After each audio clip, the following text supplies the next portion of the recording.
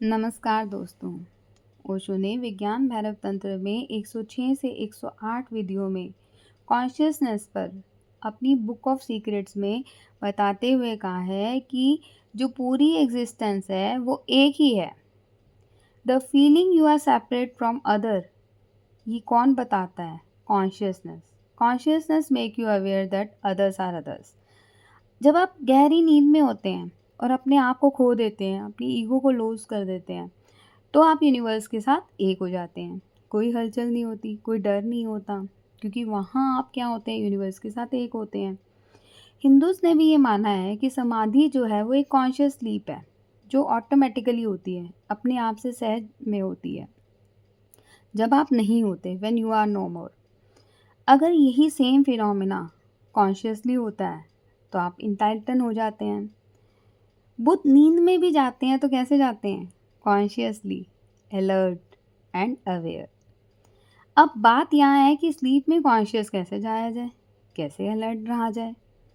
Ego के साथ नहीं जाया जा सकता। ईगो जो है वो एक शेल की तरह है, अंडे की तरह आपको प्रोटेक्टेड रखती है, पर यही प्रोटेक्शन डेंजरस हो जाती है जब ये ज़्यादा प्रोटेक्ट करने लग जाती है। अगर एक बच्चा जन्म लेता है तो इस ईगो के बिना तो वो सरवाइव भी नहीं कर सकता। वह आपको बाहर से रक्षा देती है, पर अंदर से वो फैलने में आपको रोकती है, एक्सपैंड होने में आपको रोकती है वो। ये विद्या 106 से 108 सब इसी सीड को तोड़ने की हैं, इसी शेल को ब्रेक करने की ये विधियां हैं। ठीक है।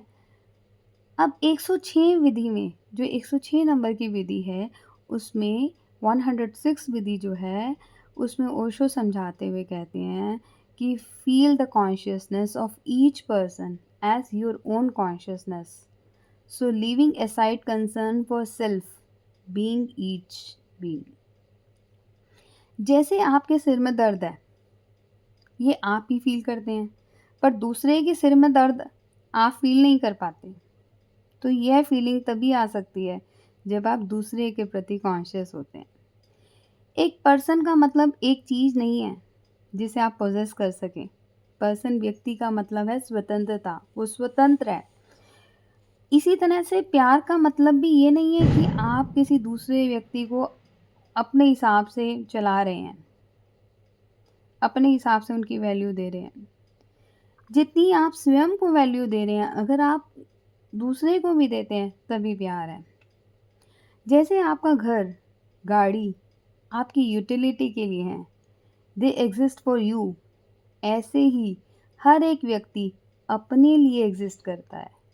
अगर आप एक व्यक्ति को उस वस्तु की तरह मानते हैं कि जो आप पोजेस कर सकें या जिसकी आप यूटिलाइज कर सकें, तो आप बहुत मटेरियलिस्टिक सोच में हैं। एक पर्सन की तरह देखते हैं जब आप उसे, तो आप कॉन्शियसली बीइंग दिखाई देगा आपको। थोड़ा सा ये मुश्किल है। आप अपने पड़ोसी को ऐसे ही प्यार करें जैसे आप खुद को करते हैं। थोड़ा सा मुश्किल है, लगेगा आपको स्टार्टिंग में। First feel the other person is conscious. पहले तो ये फील करो कि अदर पर्सन जो है एक चेतना है। Then other person have the same consciousness as you have. फिर ये फील करना शुरू करो कि दूसरे पर्सन की भी चेतना जो है और आपकी चेतना जो भी है वो एक है। जब हम डीप लव में होते हैं तो हम एक हो जाते हैं, दो नहीं रहते। वो एक सिंगल मोमेंट में जो है हम अपनी ईगो को क्या है, लॉस कर देते हैं, और वो वननेस क्या है, ब्लिस बन जाती है।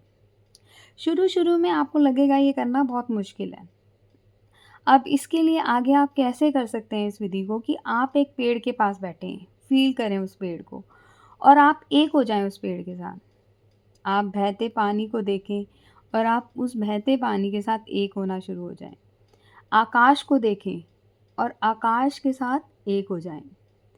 आपको लगेगा कि आप रियलिटी को टच कर रहे हैं। आप दूसरे पर्सन को एक वस्तु के बदले में चेतना मानना शुरू कर देंगे। मुश्किल प्रतीत होता है और बड़ा भय भी लगता है इसमें। ओशो विधि को समझाते हुए कह रहे हैं कि whosoever come to you dissolve into him, उसके अंदर डिज़ॉल्व हो जाओ, घुल जाओ and feel you are not two, you are one, और उसके साथ एक फ़ील करो। ये थोड़ा मुश्किल है क्योंकि आपको डर लगेगा। Start this practice with reverse, hills, stars, sky, tree and then with the person. अगर आप पत्थर व्यक्ति के साथ ये करने में सक्षम हो पाएंगे तो आप डिवाइन एक्सटेसी अनुभव करेंगे। Concern for self means exploitation of the other. जब हम सिर्फ अपने बारे में सोचते हैं तो इसका मतलब हम दूसरे को एक्सप्लॉइट कर रहे हैं। रिलीजियस कॉन्शियसनेस जो है come when concern for self is lost, जब दूसरों की फिक्र आ जाती है अपने से ज़्यादा। As concern for self is deep rooted, you will enter into a different dimension. That's why so much emphasis is laid on love, compassion and service. Jesus ने भी service to mankind and service to humanity पे बहुत ज़्यादा जोर दिया है। इसलिए आप क्रिश्चियन मिशनरी को देखोगे कि वो पुअर हो, गरीबों की, इल की, डिजीज़ पर्सन की बहुत सर्विस करते हैं, निष्काम भाव से सर्विस करते हैं। और जब ये निष्काम भाव से सर्विस होगी तभी क्या है, आप उस चेतना को अनुभव हर चीज़ में कर पाएंगे, आप यूनिवर्स के साथ एक हो पाएंगे। जब आप पेड़ के साथ बैठते हो ना तो उसके हर मूड को नोटिस करो कि वो हैप्पी है, अनहैप्पी है, फ्रस्ट्रेटेड है, वरिड है, ब्लिसफुल है। देन यू विल फील कि ट्री इज़ यंग और ओल्ड, सेटिस्फाइड है, अनसेटिस्फाइड है अपनी लाइफ से। तो एक क्या हुआ, एम्पैथी डेवलप होगी, विच यू मीन मतलब आप फील करोगे दूसरे के मूड्स को। दिस कैन हैपन ओनली जब आप इसके साथ फील कर पाओगे कॉन्शियसनेस लेवल पे, और आप होल यूनिवर्स के साथ भी ये चीज़ कर सकते हो। आप ये सोचते होगे ये कैसी टाइप की स्टुपिडिटी है, am I doing? As you enter this world of empathy the world will look crazy for you. लेकिन जब एक बार आप इस एक्सटेसी में अनुभव कर लेंगे तो आपको ये दुनिया बहुत सुंदर नज़र आएगी। तो 1 घंटा साइड में रख के एक प्रेयर के लिए रखें, स्टेट ऑफ माइंड के लिए रखें, जहाँ पे जो है आप भगवान से बातें करें, you are talking to God. अब भगवान से बात करना जो है ये मेंटल कंसेप्ट नहीं है, is not a mental concept, ये एक असीम गहरा संबंध है। अब जब आप भगवान पर गुस्सा कर सकते हैं, प्रसन्न हो सकते हैं, भगवान से जो बातें हैं दिल की आप कर सकते हैं। और अगर आप पेड़ से बातें नहीं कर पाएंगे, अगर आप पेड़ से बातें करने को मूर्खता मानते हैं, तब आप भगवान से भी बातें नहीं कर पाएंगे, इसको तो आप ज़्यादा मूर्खता मानेंगे। तो अपने दिमाग से बात करने की बजाय फील करें, फील करके बात करें। जैसे भगवान को अपना एक दोस्त, सखा मान के बात करें, उससे सारी बातें शेयर करें। So go, touch tree, hug and kiss them, close your eyes and be with trees as you are with your beloved। जैसे आप एक अपनी beloved के साथ बैठे हुए हैं, ऐसे आप ट्रीज़ को हग करें, किस करें, उनको प्यार करें, उनको सहलाएं, ठीक है। Soon you will come to deep understanding, then you will can understand what is to put self aside and become other। अपने आप को अलग रख के कैसे आप एक हो सकते हैं यूनिवर्स के साथ।